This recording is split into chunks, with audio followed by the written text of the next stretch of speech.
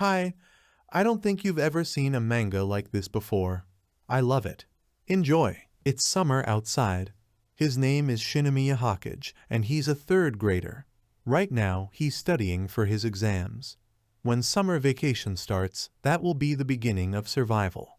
In preparation for that, he's done thorough research, reading tons of books and videos. Plus, he's participated in many tours. Preparation isn't enough. He needs to gain more experience to achieve his dream. His classmates began to bully him, asking him to make a shadow clone. They mockingly asked him to show his ninjutsu to collect chakra. They were asking him to do it. If he could, he would have done it already. He's in the lower ranks at school, but maybe because of his discipline, the attacks aren't as harsh. The guy wished summer vacation would start sooner, so the guy fell asleep on his desk. After a while, he woke up in the jungle. The Hokage didn't realize where he was. Even if it was all a dream, everything seemed real. He asked himself again about whether or not this was reality. Remembering that there was a phone in his bag, he saw that there was no network coverage and no Wi-Fi either. The Hokage can't call anyone for help. He has a flare in his bag, but he'll use it when he sees rescuers. His handkerchief is still wet. He used it when he went to the bathroom during his lunch break. The guy knew he fell asleep at school and woke up there, so he was transported there. He doesn't know how, but it's a chance for him. Whether it's a dream or reality, he'll enjoy his survival to the fullest. Shinomiya must calm down. The first task is not to panic. The sun is still high. He needs to get used to his surroundings and find a base. Along the way, the guy noticed shadows that looked like monkeys, and there are also chipmunk and boars. There are animals there to hunt. When he got to the river, the guy knew it was there. The water looks safe. But you can't spoil your stomach, and you should filter it. There are many ways he would like to try, but right now he should think about safety and productivity first. From his bag, the Hokage took out water filtering bottles. They are capable of filtering even swamp water. He took 3 of them with him in case of a shipwreck. Now he wouldn't have to worry about water. After drinking some water, it was very tasty. Maybe it's because he's in the middle of nature, but it tasted better than usual. He needs to find a cave for a future base, and the water can be taken from that river. Next on the list is food. Plants would be the main food to start with, if only the sea was nearby. The Hokage heard sounds. It was the sound of people. Peeking out from behind the bushes, he didn't realize what was going on there. Yuki reported that she couldn't believe her smartphone wasn't working. Seeing the guy, the girls were scared and thought a Neanderthal or a ninja. Karen informed that the guy was the Hokage. Just as he thought. Those girls are the top of the class. They're part of the group that threw scabs at him. Yukimana is the leader of the girl group. If she comes and talks to him, the others will always be there for him. Futagawa Ari is always a neat and graceful girl who is popular among the otaku. She embraces being a kept woman, but does that make her a freak? Naomi Karen, they were in the same class for 3 years, but knows nothing about her personal life. She never once called him a ninja. Nikotami Arisa used to work at a karaoke place, but when the principal started harassing her, she quit right away. He thinks she wants a daddy. All the information was gathered during their lunch break as they sat and chatted. Observation is a vital skill in survival.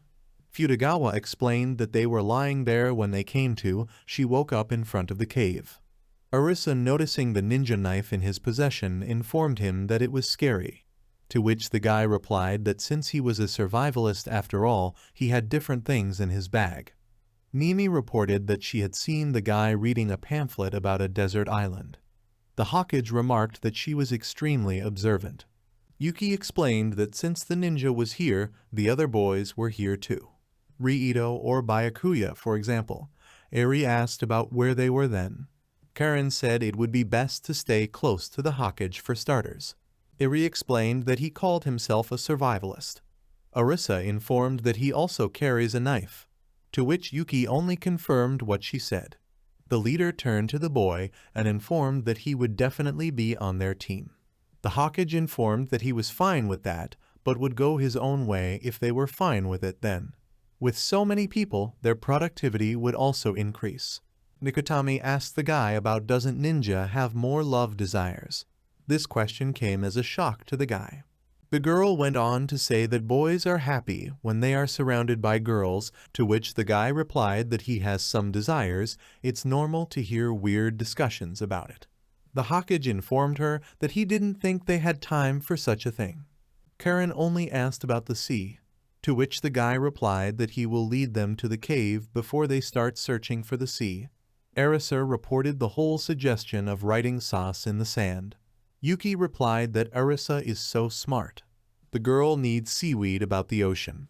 And the Hokage didn't think the day would come when he would talk to these girls. Mikatami inquired about them being in Japan or not. Futowaga offered her guess that since it was summer, but it wasn't so hot, they might be in Hokkaido. Karen replied that if that's true, they could use the phones, they must be on a desert island. Yuki asked that maybe they were in the eastern part, where there are only plants and such. To which Karen replied that even if they were in the middle of nowhere, there would still be a signal. Nikotami informed that she was being unreasonable. Yuki heard this, asked the girl what she said, and not noticing that the guy in front had stopped, crashed into him. She asked him not to stop so abruptly. The Hokage asked them to be quiet. There was a tiger near the cave. The girls asked about why the tiger was there. Nimi informed that there shouldn't be wild tigers in Japan. If they were in Japan, the signal would be picked up everywhere, no matter if the island was inhabited or not. Plus, he saw tracks of boars and chipmunks along the way. Yuki didn't understand what that meant, to which Nimi replied that it meant they were on the Blackiston line. The girl went on to say that there was a border on the Western Strait called the Blackiston line, to which the Hokage replied that there are chipmunks only in Hokkaido and boars live just south of the Demori. In other words, it's a strange ecosystem there. Yuki wondered where they really were. The Hokage replied that it was a crazy thought, but he didn't think they were on Earth. In fact, it's another world. There was a moment's pause of silence. Suddenly Yuki snapped with words about what he meant by another world. Tiger heard those sounds. The boys instantly silenced Yuki's mouth. The Hokage went on to say that putting the ecosystem aside, it was even stranger how they ended up there. They were just resting in the school during recess, and the next second they were in the middle of the jungle. It was just his theory, he has no proof. Anyway, they need to leave that place. Once near the lake, the girls drank the water. It was delicious. They thought it was so cool that he thought about it beforehand. Nikotami was worried that if she drank from the bottle, it would probably be considered an indirect kiss, and they weren't even dating. The Hokage replied that the bottle he gave her had never been used before, and that he doesn't touch his lips when he drinks. The girl replied that it was fine then, and drank some water. Nikotami offered Yuka a drink as well, to which the girl asked about whether or not they would go back home. The Hokage replied that if they're in another world, it would be a bit difficult, but it's also possible that it's Earth. He knows it's dumb to think they were sent to another world. Nimi asked about if there is any indication that they are in another world, to which the guy replied that there isn't, but if they make it out of the forest, they should come across a settlement. When Yuki heard this, she immediately said that they should hurry because she wanted to go home. The boy replied that he didn't know which way to go. Still, there seems to be no other option. They can still use the camera, they need to climb the tree and take some pictures from there. Nikotami said that how would she do that, she's not a monkey. After a couple seconds, she said she could do it. This shocked the guy. Nikotami explained that the guy was a real ninja. That only delighted Futowaga. The Hokage has a suggestion. His phone is old and can't take good pictures, and he wants the quality as good as possible. Karen offered him her selfie stick and asked him if he knew how to use it. The guy replied that it was his first time holding it in his hands. The girl decided to teach him. The girls only marveled that he was really a ninja and asked him to try his best up there. The Hokage noticed that they seemed happier, probably the women were stronger. He couldn't hear anything they were saying. Getting to the top, he took a couple pictures. Thanks to the technologists for that. The girls noticed that there was something in a tree nearby. It was a monkey that snatched the guy's phone and selfie stick out of his hands. He asked for it back. The girls downstairs asked what he was doing, and Nikatami laughed that he lost to a monkey being a ninja. Now was not the time to laugh. When he got downstairs, the Hawkage noticed that the monkey was sitting in Yuki's arms and cuddled up to her. Karen checked her phone to make sure it was working. Yuki confessed that she actually had an ability that allowed her to be friends with animals. Seeing what the animal was doing, they asked the girl if she was being attacked. Everyone decided together that they needed to save Yuki. The Hawkage rushed to the girl's aid and thought he had managed to catch the monkey grabbing the girl's butt. He didn't realize at first why the monkey was so soft, as if it was sucking his hands in. Turning back around, he saw that the animal was behind him. The girl asked about what he was doing since the animal was just playing. Karina suggested the guy to look at those photos. Seeing them, he informed that unfortunately he didn't see any settlements or a place without trees. The girls yelled about how that didn't work. The Hawkage replied that they had gotten something, and they had. There was a sea in the picture. That's a huge find. Yes, he talked about them looking for the sea. The sea has many useful resources. Yuki inquired about if there were islands nearby. The girls were snuggling so close to the guy, all he could think about was that the girls were slushy close to him. Nikatami asked him to wait. She asked him to enlarge the photo.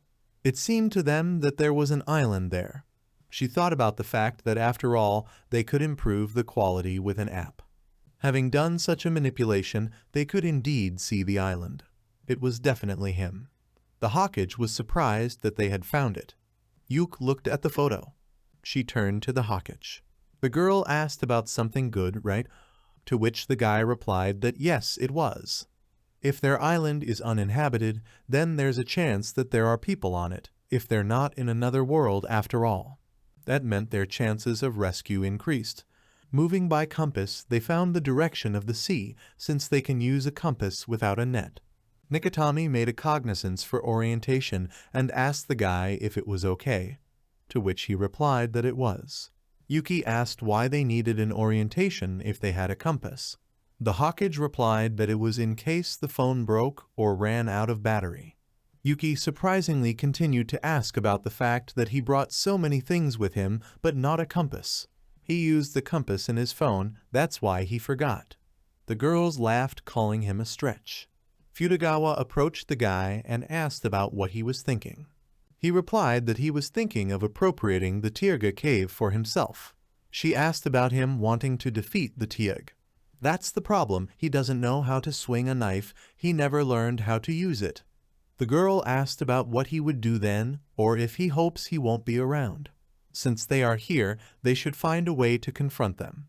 If they don't make them afraid, then sooner or later they will kill them. Futagawa asked about what they should do then, to which the guy replied that's what he was thinking, he wasn't sure if it would work or not. Winking at the guy, she informed him that he was incredible. She asked him what he would tell her if he came up with something. They are almost out of the forest, it's the sea. The girls immediately ran towards the sea. Everything's fine, just as the Hawkage thought. If there are seashells, there must be seaweed, and they can fish. The Hawkage turned to the girls and told them that the sun would be setting soon, so they should go back before the sun went down. Meanwhile, the girls were making sauce out of rocks. Yuki asked about how it would be to go back, and Futagawa asked where. He answered their questions with a question about what wasn't obvious. To the cave, they're going to fight that tiger. This shocked the girls. Thanks for watching. I hope you're looking forward to the sequel as much as I am, because I intend to read this manga to the end. Don't forget to subscribe and put a like so I can see that you won't miss part 2. Won't you?